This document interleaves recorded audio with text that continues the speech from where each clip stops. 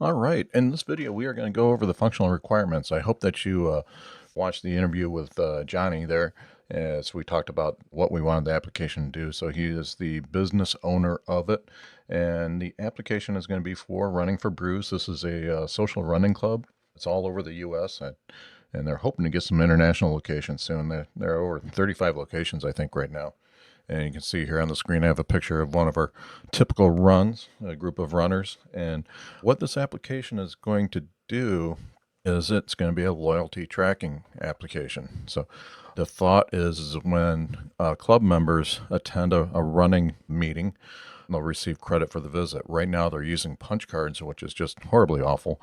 We want to make something mobile where the members can log their visit and not come up with something that they can scam it and get away from having these people carry around these little punch cards. We'll get them into modern society, so to speak, with this little mobile application we're going to build. And we'll use JHipster to build it out. And we want to talk about some of the things that we're going to build for them. So the client we have is Running for Brews. We also call it RFB for short. And just a quick history of it, Running for Brews was established in Dunedin, Florida in 2010. Dunedin's about a half hour from me. Cute little town just to the north of Tampa. And let's see here, 2017 is right now, September 2017 when I'm recording this. And they have over 30 locations.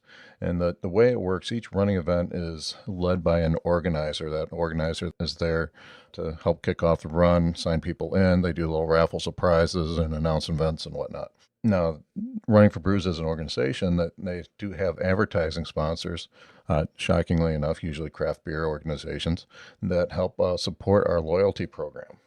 So here you can see we do have some pretty big runs. This is at the Ale and the Witch, one of my favorite venues for the run. And then we also have smaller runs. And you can see me here. I got my dog right behind me. That's Jake, and my new puppy, Woody. I didn't run that night, but this is a smaller event. So just to give you an idea, we do have runs where we get close to 100, sometimes over 100 people there, and then just a handful of people like you see here. And the thought is for people to come in, meet with the organizer. The organizer will give them a code, and they'll be able to log that code into their mobile device and get credit for being there at that run. Now, some of the functional requirements that we want to get into, obviously we want to make this very easy to use. So we want to be able to log in by email password combination or by using Facebook. If we do a Facebook login, we want to capture their email because we do want to get that email address for Running for Brews so that they can send emails to them further down the road. And also, if we want to do a lost password type functionality, we want to be able to send them a lost password email. We also need to track the different locations. So Running for Brews is dynamic because sometimes they will change their runs. They'll add new locations, they'll move new locations. So we need to be able to track where those runs are happening, give the venue a name and a weekly time for the runs. The thought is that the system is going to create a unique code for the runners to go in and sign into the run. This way, the code will be unique, easy to type in, or possibly do a QR code. We're not quite sure if we're going to do that yet. But the system-generated code is a way that the run organizer can bring it up and give the code to the runners, and then they can just punch that in, and they'll get credit for one run.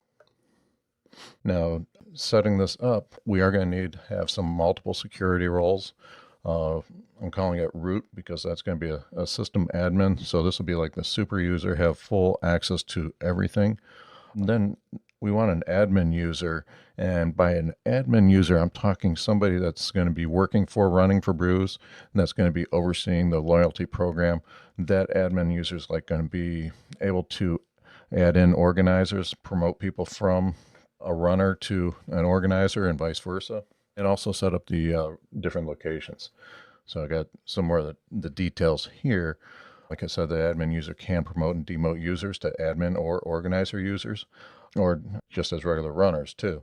They can also create run locations and set scheduled runs.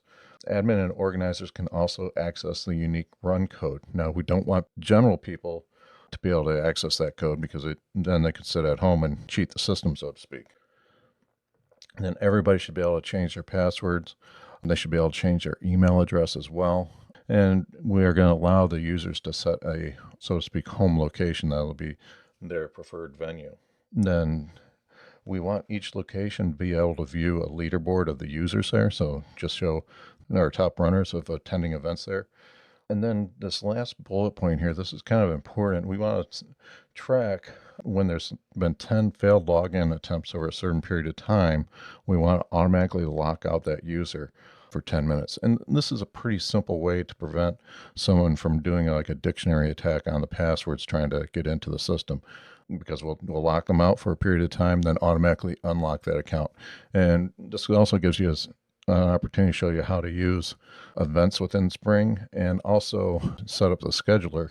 So once that account does get locked, we can sit there, check the database periodically, and then automatically unlock it, because we don't want to create friction for the people using the system. We want to keep that all automated and try to keep this as much as hands-off as possible. Let's see here. We'll require a minimum password length of 6 characters. We don't have to get too crazy on the password requirements. We're not dealing with a financial system. Then that unique code that we mentioned, we want the system automatically generating that.